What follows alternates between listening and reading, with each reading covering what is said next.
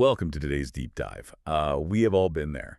You were setting up your desk, you go to plug in a webcam or like an external hard drive, and the USB cable is exactly 3 inches too short. Oh, it is universally infuriating. Right. It really is. But what if you could stretch that exact same connection across an entire building? Today, our mission is to look at how we break the physical limits of our hardware using a highly specific case study from the HDTV Supply catalog. It is a device called the Avenview USB-C6-50M-4 extender. Yeah, that is a bit of a mouthful, but it is a really cool piece of tech. It really is. Okay, let's unpack this. There are fundamental physical limitations to standard USB cords. They just aren't built to run a marathon. No, they're not. And that is because standard USB cables rely entirely on the host computer's power. Over just a few feet, you run into severe signal attenuation. Like the signal just dies out. Exactly. Okay. The natural resistance of the copper wire causes the voltage to drop, meaning the ones and zeros literally turn into unreadable static by the time they reach the device. So it is basically like trying to swim underwater on a single breath. You can only go so far before you pass out. That is a great way to put it. But this Avenview setup bypasses that by using a standard ET6 Ethernet cable as a bridge.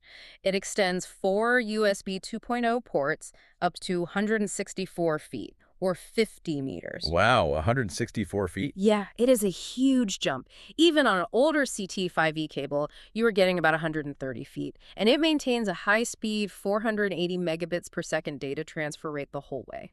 That is like trading a short dog leash for a 164-foot zip line. My immediate thought, though, is there have to be a catch. There is usually a catch with these things, yeah. Right, because to push a high-speed signal that far and keep it stable, you usually need like a ton of proprietary software or heavy drivers running in the background just to manage the handshake. Well, what's fascinating here is that there is absolutely zero software involved. It is a pure plug-and-play architecture. Wait, really? Zero software? None at all. The computers treat it as a local connection. It natively supports Mac, Linux, Windows, even legacy enterprise systems running Vista or XP. Wait, XP? Then how is it physically pushing the signal that far without losing it to that voltage drop you mentioned earlier? That is where the hardware design gets really smart. The sender unit, so the part plugged into your main computer that pulls its power directly from the PC. Okay, makes sense. Right, but the receiver unit, the part 160 feet away where you plug in your actual devices, draws dedicated local power from the wall at the destination using a 5-volt 2-amp supply. Ah, so it is not trying to push the original breath of air the whole way.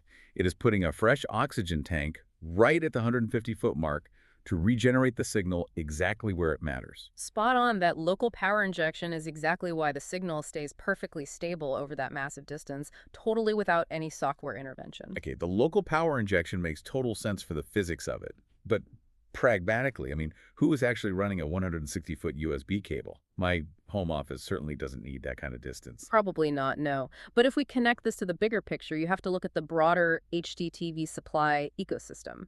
They cater to massive commercial setups. Right, we're talking about enterprise stuff here. Exactly. Secure government facilities or sports bars using these things called Wolfpack matrix switchers, those can actually control up to 160 TVs simultaneously. 160 TVs. Okay, that is a completely different scale. It really is. And to manage all that, you need the hardware to be practically invisible, which is wild because the Avenview extender costs $249, but it's incredibly tiny. Yeah, I saw it in the specs. This thing is barely the size of a deck of cards, like 0.8 by 3.15 by 2 inches. You could easily hide it behind a server rack or mount it under a desk. Exactly. It becomes the invisible infrastructure. Imagine a sports bar manager needing to control a digital signage system. Oh, or like a server room technician accessing a secure hard drive or a scanner from an entirely different floor of the building. Yes, exactly. The processing power and the sensitive data stay securely locked away in a climate-controlled server room, but the physical control is placed exactly where the human needs it. So what does this all mean for you?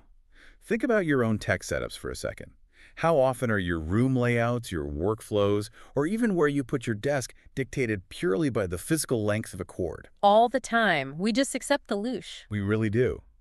But diving into commercial solutions like this proves you really do not have to be limited by physical distance. Which raises an important question to leave you with today. In an era where we are totally obsessed with everything being wireless, Wi-Fi, Bluetooth, casting to screens. Right, everything is wireless now. Exactly. So isn't it ironic that our most reliable, high-speed, zero-latency solutions still rely on incredibly long, hidden physical tethers like Cat-to-6 cables? That is so true. We think we have cut the cord, but really we have just hidden a 164-foot lifeline inside the walls. Something to ponder the next time you are frustrated by a cable that is just a few inches too short.